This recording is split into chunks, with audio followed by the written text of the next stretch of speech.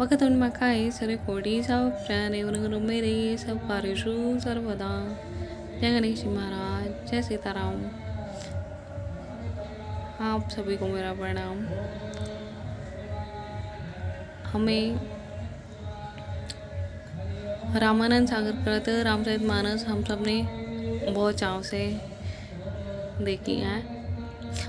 उसी में एक लीला यह भी श्री राम और हनुमान जी की देखने को मिलती है कि एक समय काशी के नरेश जब जो कि श्री राम भक्त थे राम जी के दरबार में पहुँचे तो उन्होंने सबको शीश नवाया, पर भूलवश उन्होंने राम जी के गुरु अर्थात गुरु वशिष्ठ को प्रणाम करना से चूक गए।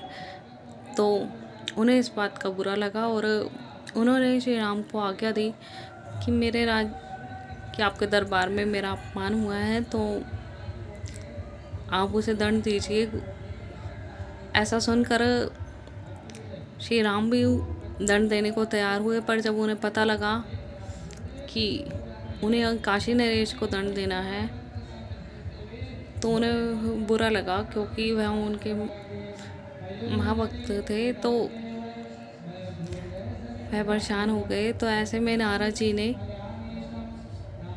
काशी नरेश को युक्ति बताई कि इस समय केवल अंजनी ही, जो कि हनुमान जी की माता है, आपकी मदद कर सकती हैं।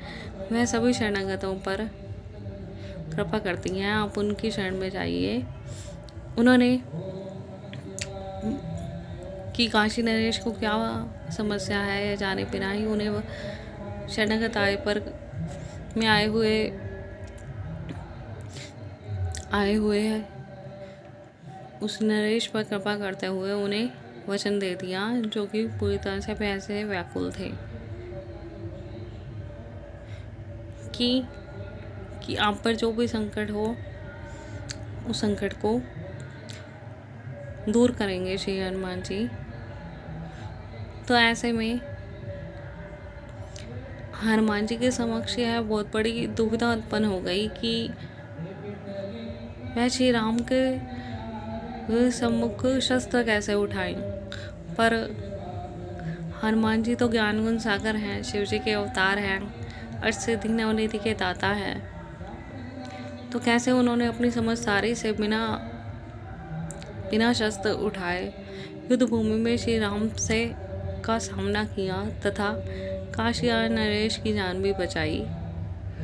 और श्री राम और हनुमान जी दोनों ने ही कैसे अपने धर्म का पालन किया, उस पर मैंने कुछ पंक्तियाँ लिखी हैं। तो उम्मीद करती हूँ आपको अच्छी लगेगी। सीताराम के नाम की महिमा अपार, कोई अपनी शक्ति से राम को हरा नहीं सकता, पर सीताराम का नाम सीताराम से बड़ा है। जब कोई हनुमान जैसा निश्चल भक्त अपनी संपूर्ण सामर्थ्य अर्थात सीताराम के नाम के साथ धर्म के लिए राम के सम्मुख खड़ा है, राम भी धर्म के पथ पर, उसी पथ पर हनुमान खड़े हैं। माया की यह कैसी लीला, एक नारायण और शिव दोनों पार ब्रह्म परमेश्वर के रूप, दोनों में कोई कहाँ बड़ा है।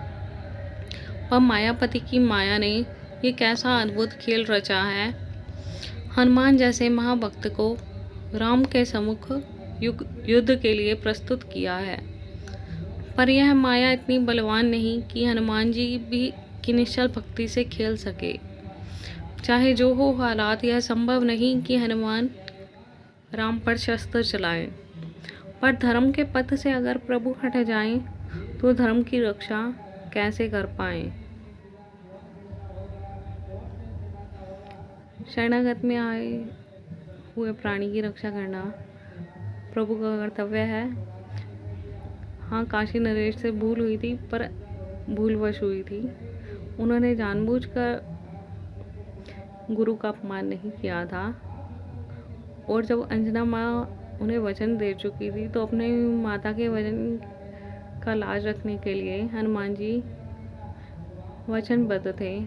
और इसी प्रकार गुरु को वचन देकर राम जी भी वचनबद्ध। यह हम सबके लिए कल्पना से भी मुश्किल है कि यह हनुमान जी के लिए कितनी बड़ी कठिनाई का समय होगा कि उनके सामने ऐसी स्थिति खड़ी हो गई कि अब उन्हें धर्म के लिए राम जी के सम्मुख युद्ध में उतरना है। पर जैसा हम सब जानते हैं, चाहे जो हो, हनुमान जी जैसा महाभक्त राम जी पर शस्त्र चलाए, यह संभव नहीं। हनुमान जी तो वह महाभक्त है जो राम जी की लंबी आयु के लिए उन्होंने अपने पूरे बदन को केसरी रंग लिया। और आज भी हर हनुमान मंदिर में आपको हनुमान जी का यह सिंदूरी रूप भी देखने को मिल जाता है। बोलो जय हनुमान जी महाराज जी की जय। हनुमान ज्ञानियों में अग्रगण्य है, गुणों के सागर, अष्टसिद्धि नवनिधि के दाता ने सीताराम नाम की महिमा को जग में स्थापित किया है। इधर राम महाअस्त्र चलाए, गुरु वचन से बंधे, अपना धर्म निभाए। उधर हनुमान राम उचारे, महाअस्त्र को बेकार कर डाले। गुरु वचन से बंधे, धर्म पथ पर अड़िग, श्री राम ने अमोघ शक्ति चलाई। पर हनुमान के पास सीताराम नाम का अमोघ अस्त्र शक्ति भी बेकार हो गई। सीताराम के नाम हनुमान की भक्ति के आगे राम की अमोघ शक्ति अस्त्र भी कुछ कर ना पाया।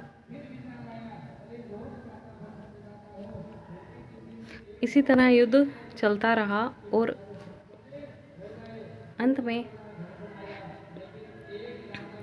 में गुरु ने जो राम जी को वचन लिया था कि इस युद्ध का निर्णय हो नहीं सकता था, क्योंकि राम जी वचन से बंधे शस्त्र चला रहे हैं, पर सीताराम के नाम के आगे कोई अस्त्र काम नहीं कर रहा। तो और इधर राम जी भी वचन से बंधे हैं। उन्होंने कहा था, जिसने भी आपका अपमान किया है उनका सिर सूर्यास्त से पहले आपके श्री चरणों में झुक जाएगा। तो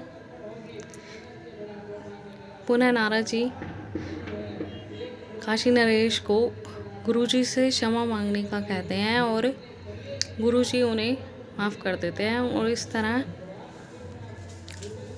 श्री राम और हनुमान जी के बीच इस धर्म युद्ध का समापन होता है। साथ ही हम सब भक्तों को यह पता लगता है प्रभु की इस अद्भुत लीला से, मायापति के इस माया भरे खेल से, कि कैसे प्रभु का नाम प्रभु से भी बड़ा है। अगर कोई भक्त सच्चे हृदय से धर्म के पथ पर चलता है, अपनी भक्ति का, अपनी शक्ति का सदुपयोग करता है, तो निश्चित रूप से प्रत्यक्ष अप्रत्यक्ष तौर पर हर तरह से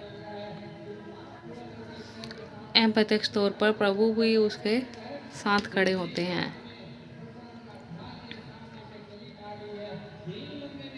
क्योंकि अगर भक्त धर्म पथ के लिए अगर प्रभु के भी सम्मुख खड़ा है, दोनों धर्म पथ पर फिर भी भक्त की जीत तय है। क्योंकि हर धर्म युद्ध में अपने नाम की अनंत शक्ति के साथ भगवान भी प्रत्यक्ष अप्रत्यक्ष तौर पर भक्त के ही साथ खड़ा है। इधर भगवान अकेले और उधर भक्त और भगवान दोनों। तो निश्चित रूप से अगर धर्म युद्ध में भक्त और भगवान भी आमने सामने आ जाए, अगर दोनों ही धर्म पथ पर हैं, तब भी भक्त की जीत तय है, क्योंकि भक्त के साथ भगवान खड़े हैं। सीताराम का नाम सीताराम से बहुत बड़ा है। सीताराम का नाम जो गाए, लोक परलोक में नाम कमाए। हर कोई उसकी महिमा गाए, सब उसके लिए संभव हो जाए। किसी भी संकट में वो भक्त कभी ना घबराए। नारद सारद शेषरु सारद सब उसको शीश नवाएं, उस पर अपनी कृपा लुटाएं। क्योंकि जा पर कृपा राम करे हैं, ता पर कृपा सबकी हुई। सीताराम नाम है तारनहारा, बड़े बड़े ऋषियों योगियों मनस्वियों को तारा।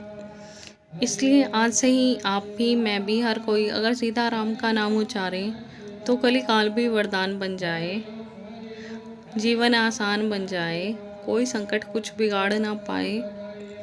सीताराम नाम महाऔषध है, आत्मा को परमात्मा से मिलाए। जय सीताराम भक्तों। अगर वीडियो अच्छी लगी हो तो प्लीज़ लाइक, शेयर, कमेंट और सब्सक्राइब करना। जय सीताराम। थैंक यू ये वीडियो देखने के लिए।